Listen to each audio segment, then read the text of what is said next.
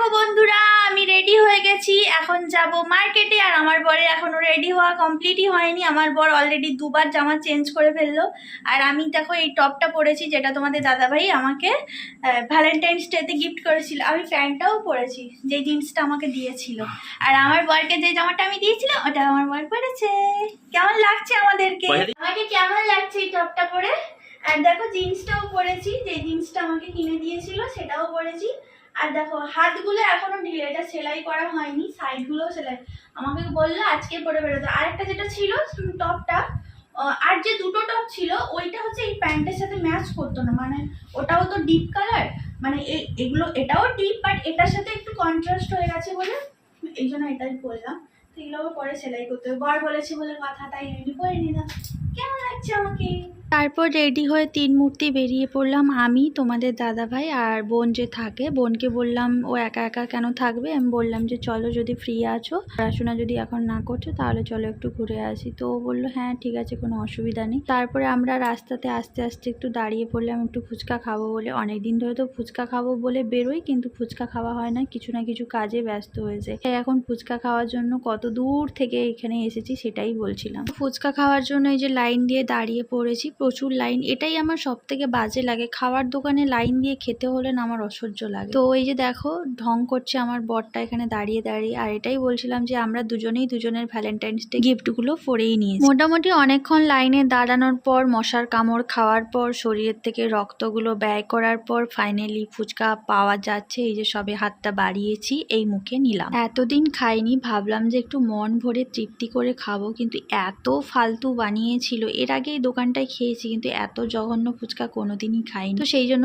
খুব একটা বেশি খাইনি, অল্প খেয়ে আমরা বেরিয়ে চলে। তারপর সোজা চলে এলাম শ্রীনিকেতনে, কেনাকাটার আনন্দ নিকেতন। তো দেখি যাই, কি নেওয়া যায় না নেওয়া যায়। একটু এসেছি একটা প্ল্যানিং করে, একটু শাড়ি দেখবো, যদি পছন্দ হয় অবশ্যই নেব, সেটাও অবশ্যই তোমাদের সাথে শেয়ার করবো। তো শ্রীনিকেতনে এলে মানে শাড়িগুলোর দিকে তাকিয়ে থাকতে ইচ্ছে করে। তো আমরা সব কটাই সামনে যেগুলো লাগানো আছে এগুলো একটু দাম জিজ্ঞাসা করছিলাম। তোমাদের দাদাভাই তো দাম শুনে পুরো একদম মাথায় হাত পড়ে গেছে, বলছি এই শাড়িটার এই দাম হতে পারে, কেন, এটা কি এমন আছে? যাই হোক, ছেলেরা তো সব শাড়ির সম্বন্ধে বোঝে না। আর এই যে ব্ল্যাক কালারের শাড়িটা না, এর আগের বারে যখন আমি এসেছিলাম তখনও আমি দেখেছিলাম শাড়িটা। তো এবারে আমরা চলে যাচ্ছি, নিচে যাচ্ছি ফ্যান্সি শাড়ি কাউন্টারে। অ্যাকচুয়ালি শাড়িটা আমি একজনকে গিফট করব, তার জন্যই এখানে এসেছি শাড়িটা কিনতে। তো দেখা যাক ফাইনালি শাড়ি পছন্দ হয় কিনা। আর যেহেতু বিয়ের সিজনটা চলছে এখন, যার কারণে সব একটু গর্জিয়াস ভারী ভারী শাড়ি চারদিকে ঝোলানো আছে। এই যে কয়েকটা একটু হালকা ফ্যান্সি শাড়ি আছে, কিন্তু কালার অপশন খুব একটা নেই। আর সামনে তো চৈত্র সেল আছে, আর শ্রীনিকেতনে সত্যি প্রচুর ডিসকাউন্ট দেয় চৈত্র সেলে। আমাদের হয়ে গেছে কেনাকাটা, এম বাজার, তারপরে শ্রীনিকেতনে গিয়েছিলাম, ওখানে কিছুই হয়নি, চলে এসেছি। জীবনে প্রথমবার শ্রীনিকেতন থেকে আমি মুখ কালো করে বেরিয়ে এলাম, মনটা আমার খুব খারাপ করছিল। অ্যাকচুয়ালি সত্যি কথা বলতে কালেকশানগুলো খুব একটা আমার ভালো লাগেনি, তো সেই জন্য বেরিয়ে চলে এসেছি।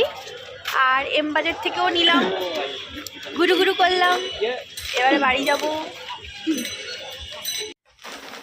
এই যে এখানে কিছু আছে, আর এটাতে একটা আছে। তো প্রথমে দেখাই, তোমাদের দাদাভাই একটা, এই যে দেখো সাদা কালারের গেঞ্জি নিয়েছে। সাদার ওপরে এই যে ফুলগুলো দেখতে পাচ্ছ, এই ফুলগুলো সব কিন্তু সুতো দিয়ে কাজ করা, এমব্রয়ডারির। ও সাদা মানে টি শার্ট আমি একবার একটা কিনে দিয়েছিলাম, একবার কিসে একটা গিফট করেছিলাম, তো ওটা বিশাল পছন্দ হয়েছিল। সেই থেকেই সাদার প্রতি একটা আলাদাই ভালোবাসা। এর আগের বার একটা সাদা কি বলে হুডি টাইপের কিনেছিল, মানে হুডি স্টাইল কিন্তু গেঞ্জির, সেটা ছোট হয়ে গেছে, পরতে আর পারেনি।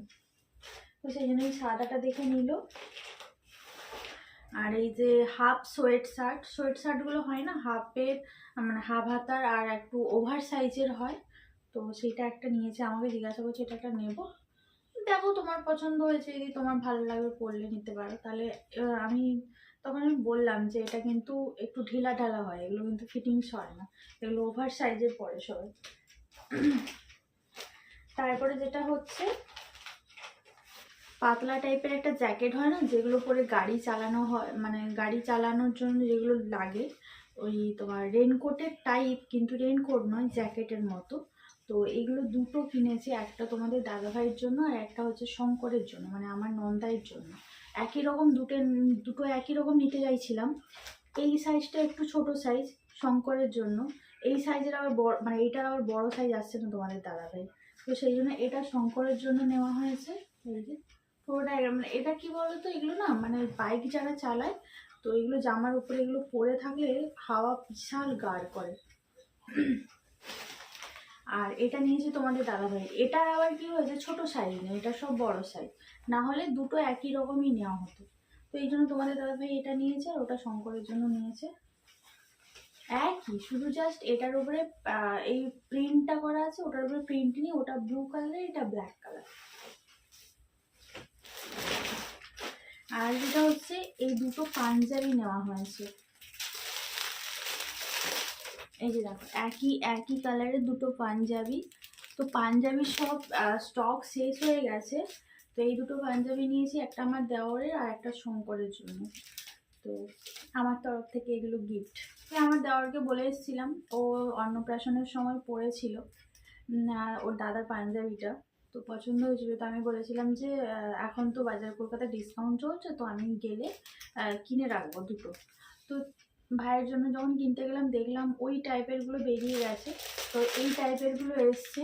তো এই জন্য ভেবেছিলাম দুটো নেবো ভাইয়ের জন্য, কিন্তু যদি পছন্দ না হয় সেই জন্য একটা করে নিয়েছি। পরে আবার যখন স্টক ঢুকবে তখন আবার নেবো। এটা হয়তো ক্যামেরাতে ঠিকভাবে বোঝাতে পারছি না, বাট কালারগুলো খুব সুন্দর এবং কাজটাও খুব সুন্দর।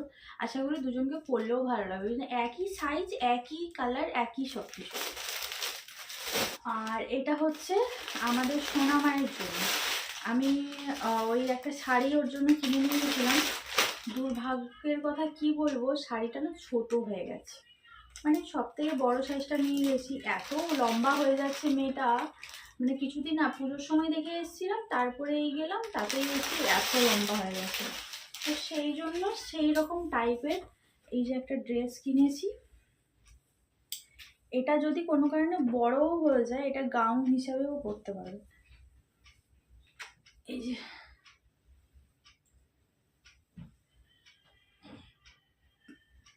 তো এটার ইয়েলো কালারটা ছিল, কিন্তু আমি ইয়েলোটা নিলাম না, বেশ যেহেতু আগের বারে শাড়িটা ইয়েলো দিয়েছিলাম তার জন্য এটা পিঙ্কটা নিলাম, আর পিঙ্কটাও খুব সুন্দর লাগছে।